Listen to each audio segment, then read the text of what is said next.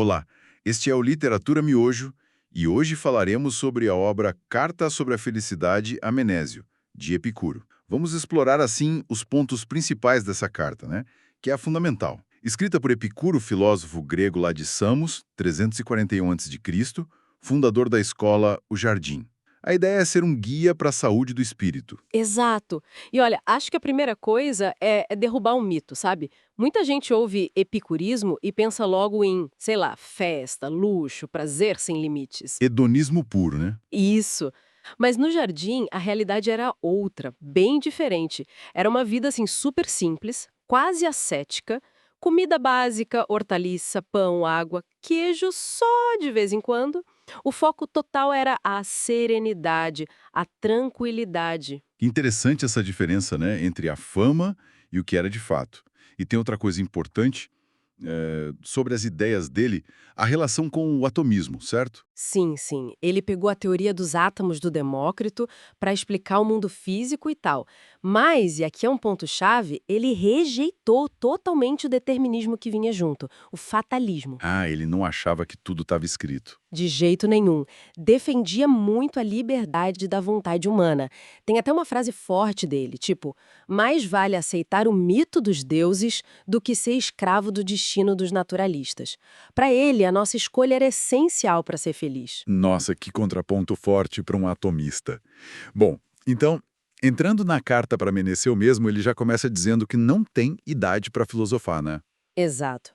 Nunca é cedo demais, nem tarde demais, porque nunca é cedo ou tarde para ser feliz. E a filosofia é o caminho para isso. E quais são os temas que ele aborda logo de cara? Então, ele vai em pontos essenciais. Primeiro, os deuses. Existem, sim, são imortais, super felizes, bem-aventurados, mas a gente precisa ter a percepção correta deles, sem botar neles características que não são deles, ou aquelas ideias erradas que a maioria tem, sabe?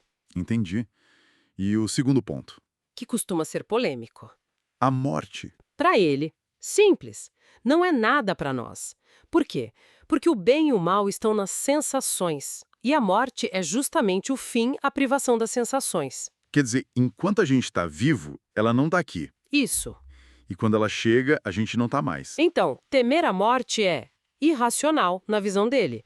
O que importa mesmo é a qualidade da vida, não o quanto ela dura. É uma lógica bem direta, difícil de não pensar sobre. E os desejos, como ele organiza isso? Ele faz uma divisão bem prática. Tem os desejos naturais e os inúteis, que ele chama de vãos. Naturais e inúteis. Isso. E dentro dos naturais, tem os que são necessários para a felicidade, para o bem-estar do corpo ou para a própria vida mesmo, e os que são só naturais, mas não estritamente necessários. Entender essa diferença ajuda a gente a escolher o que buscar, focando na saúde do corpo, que ele chama de aponia, e na serenidade do espírito, a ataraxia. Aponia e ataraxia, certo.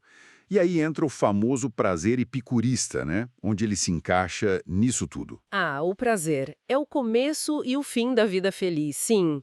É o nosso bem principal. Mas, e aqui quebra a imagem do festeiro, Epicuro define esse prazer como a ausência. A ausência de dor no corpo, a aponia que falei, e a ausência de perturbação na alma, a ataraxia. Então não é sair buscando prazeres loucamente. Não mesmo. Não é banquete, não é luxo desenfreado.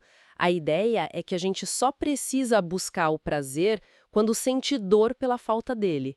Se não tem dor, se não tem perturbação, a gente já está num estado de prazer, entende? É mais um estado de calma, de equilíbrio, então. Exatamente. E para chegar e manter esse estado, a ferramenta principal é a prudência. A frônesis, ela é o bem maior, mais valiosa até que a filosofia, porque é dela que vem todas as outras virtudes. A prudência guia as escolhas. Isso. Ela ajuda a calcular, a pesar os prazeres e os sofrimentos. Às vezes vale a pena sentir uma dor agora para ter um prazer maior depois, sabe? Ou evitar um prazer que vai trazer problema lá na frente. Não dá para ser feliz sem ser prudente, sem ser justo, sem ter honra. E a autossuficiência que ele menciona. A autarquia, sim, é super importante. Não para viver sempre com o mínimo, mas para a gente conseguir se contentar com pouco, se não tiver o muito. E para entender que o simples pode dar tanto prazer quanto o luxo, quando supre uma necessidade real. Se acostumar com a simplicidade deixa a gente mais forte, mais resiliente. Faz todo sentido. É usar a razão para viver bem com o que se tem. Precisamente. O sábio epicurista entende que o bem maior, a tranquilidade, é fácil de conseguir com coisas simples, e que o mal, a dor forte, ou dura pouco ou dá para suportar. Ele nega essa ideia de destino mandando em tudo. A gente tem escolha. Uma filosofia bem prática, no fim das contas, focada na serenidade alcançada pela razão. Totalmente. É um convite a olhar para dentro e entender o que realmente traz paz. Esse foi o Literatura Miojo. Rápido, mas com gosto de quero mais. Todos os dias, às 10 horas, uma obra nova. Curtiu? Então procure a obra original e experimente a leitura completa. A literatura te espera sem pressa, mas com prazer.